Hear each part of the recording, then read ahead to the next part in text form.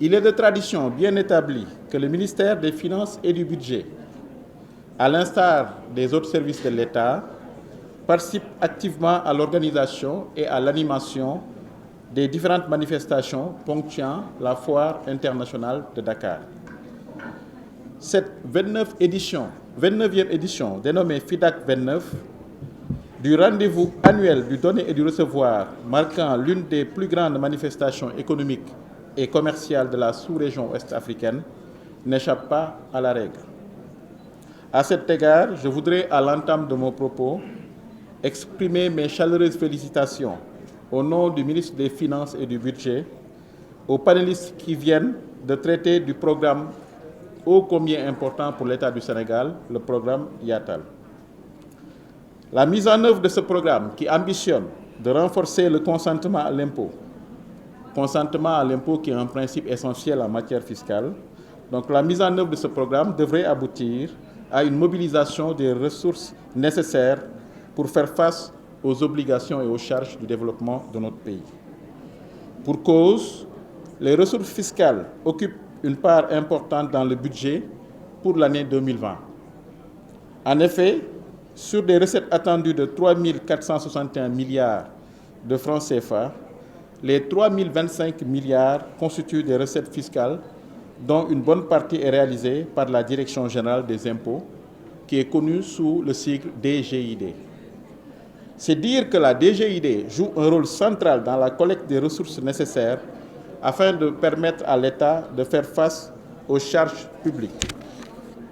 À cet effet, la DGID met en œuvre un ambitieux programme dénommé Programme Yatal et le nom technique est Programme budgétaire numéro 3 intitulé Gestion de la fiscalité intérieure et du foncier. C'est pour des raisons pédagogiques que le nom Programme Yatal lui a été accordé et ce programme répond aux exigences du budget programme qui est l'une des réformes majeures de ces dernières années. Donc ce programme Yatal est également arrimé à la lettre de politique sectorielle du ministère des Finances et du Budget, ainsi qu'à la stratégie des recettes à moyen terme, la SRMT. Ce programme vise, le programme Yatal, à permettre de relever les défis de la contribution citoyenne, à travers notamment l'élargissement de l'assiette fiscale et la maîtrise de l'assiette foncière pour la période 2020-2023. Donc si vous deviez retenir deux éléments clés de ce programme, c'est la maîtrise de l'assiette fiscale, mais c'est également la maîtrise de l'assiette foncière. Je crois que c'est toute cette pédagogie qui permet d'articuler ce programme et de pouvoir, à travers la cohérence et la mise en œuvre de ce programme, d'arriver en définitive à améliorer significativement la mobilisation des recettes.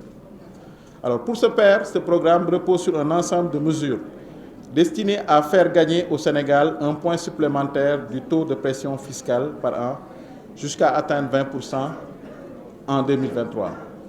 Pour rappel, ce programme est parti du fait que la pression fiscale était faible et pour répondre aux normes IOMA, mais également permettre à l'État du Sénégal d'avoir suffisamment de ressources pour faire face à la charge, justement ce programme Yatal, à travers la mobilisation de ces recettes, l'augmentation des recettes permet d'atteindre ces objectifs. Et nous allons décliner de façon plus détaillée ces objectifs qui passent notamment par 4 éléments clés. Le premier élément, c'est l'enrôlement en masse des nouveaux contribuables. Deuxième élément qui est un référentiel au niveau de ce programme Yatal, c'est la gestion intelligente du renseignement. Troisième élément, la dématérialisation des procédures.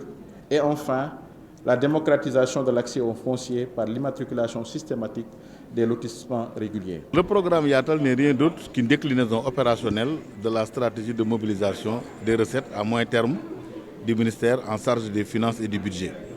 Alors ce programme Yatal a essentiellement pour ambition d'élargir l'assiette fiscale par le truchement d'abord de la réorganisation de l'infrastructure institutionnelle et du dispositif normatif. C'est ainsi que, naturellement, le Code général des impôts a fait l'objet d'une grande réforme, mais également les structures de l'administration ont été amplement modifiées, notamment par une digitalisation intégrale, mais également la modernisation de nos services, mais aussi par un certain nombre d'actions qui sont contenues dans ce qu'on appelle les contrats d'objectifs et de performance signés entre le directeur général et l'ensemble des directions chargées d'exécuter, bien entendu, toutes les actions qui sont déclinées dans ce programme Yatal. Donc voilà de manière ramassée, grosso modo, ce que signifie le programme Yatal. Donc encore une fois de plus, a pour ambition l'élargissement de l'assiette fiscale. Aujourd'hui, il faut dire que le dispositif d'accompagnement, d'abord au niveau de la DGID, il y a une cellule de communication, cellule d'accueil, mais également, comme vous le voyez, généralement, il y a une vaste campagne de communication aujourd'hui déployée au niveau de la DGID. Nous avons également un site internet, nous avons également un centre d'appel. Vraiment, toutes ces actions-là, c'est pour rapprocher l'usager effectivement de l'administration et que toutes les requêtes formulées par l'usager seront convenablement prises en charge par l'administration via soit ces plateformes électroniques ou bien contribuables qui se déplacent physiquement. L'agrobusiness, comme tous les autres secteurs, c'est-à-dire que en fait, la fiscalité ne doit pas être un frein, disons, au développement de l'activité des entrepreneurs. C'est ainsi que la DGID a identifié, aussi bien pour l'agrobusiness que pour les autres secteurs, qu'au niveau des PME, il y a un taux de mortalité précoce, pratiquement de 60%, lié surtout au fait que ces structures n'ont pas accès au financement. C'est ainsi qu'avec le plan Yatal, la DGID a voulu s'appuyer sur le levier fiscal, sur le foncier, pardon, comme étant effet levier.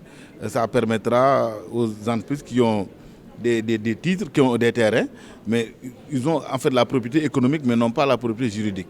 Donc par des séances effectivement de titrisation accélérée pour permettre à ces entrepreneurs-là d'avoir des baux ou bien des titres fonciers qui les servent de garantie pour pouvoir lever des fonds et développer leur activité. Donc maintenant, relativement pour le cas spécifique de l'agrobusiness, des mesures d'incitation fiscale également sont prises effectivement pour que la fiscalité ne soit pas un frein au développement de l'agrobusiness. C'est ainsi que la TVA suspendue se transforme en exonération définitive au titre de la TVA pour effectivement ce qui officie dans l'agrobusiness. En fait, d'ailleurs, la personne en charge, le directeur du renseignement est là. C'est lui-même qui a parlé au nom du DG. Je pense qu'aujourd'hui, cette vaste campagne de recensement, la population a été largement relayée par la presse et la population a été briefée, a été effectivement... Et aujourd'hui, il faut dire que les délégués de quartier, etc., les personnes ressources sont impliquées pour favoriser effectivement le consentement des populations pour le déroulement dans des conditions optimales de cette vaste campagne de recensement.